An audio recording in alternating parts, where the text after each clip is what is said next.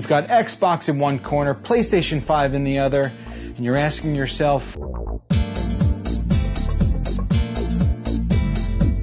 now that we have pricing for both the PlayStation 5s and the Xboxes, it's time to unpack the whole situation and really lay it all out. So let's start with each console's messaging.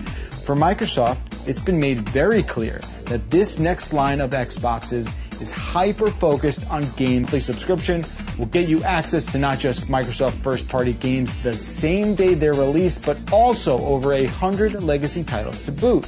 Then there's the value add of cloud gaming, which is already live, with over 100 games that can be streamed to Android and mobile devices. Game Pass subscription, you can download those games, extends everything to PC, and then sort of opens up this whole question of next-gen for Microsoft. You don't need an Xbox. You're still going to need that Game Pass Ultimate subscription, but the actual box itself, of consoles, Microsoft and Sony have two increasingly different ideologies. And this divide is probably no better exemplified than in Microsoft's Xbox All Access plan, a way to essentially finance owning a Series S or an X, $25 or $35 a month respectively, and get 2 years of Game Pass Ultimate. But let's talk about Sony's messaging. Over the last 6 months, it feels like they've doubled down on the notion that PlayStation is a generational console, meaning if you want to play the new and shiny games, you gotta buy a new machine. And Spider-Man and Horizon Forbidden West are both getting PS4 releases in addition to their PS5 releases. Sony calls this a move in a way to support the PS4 community as they transition to next gen when they're ready. The PlayStation Plus collection is that. A whole lot of the fine details about PlayStation Plus collection, and odds are if you owned a PS4, you probably purchased a good amount of those games. But if for some reason you skipped over this generation, there is an impressive list of PS4 exclusives and others really to hold you over on PS5 until the real heavy hitters start to arrive. So it's the thing they've been reliably able to hang their hat on for years now.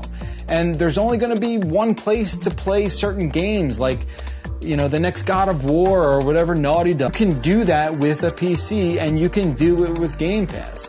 Microsoft has done an impressive job of acquiring serious development talent over the years, but the argument for an Xbox as a home for must-play exclusive software just isn't fully $299. It is really tough to argue against Xbox Series S being the best deal to be had out of the gate.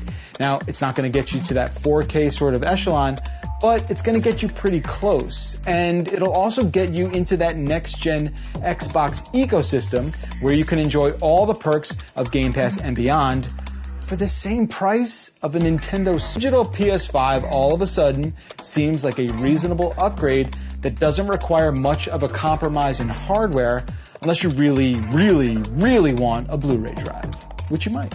And if you really want to compare the hardware specs of the PS5 and the Xbox Series X, but until we're able to compare multi-platform games side by side, there's not a whole lot to argue about.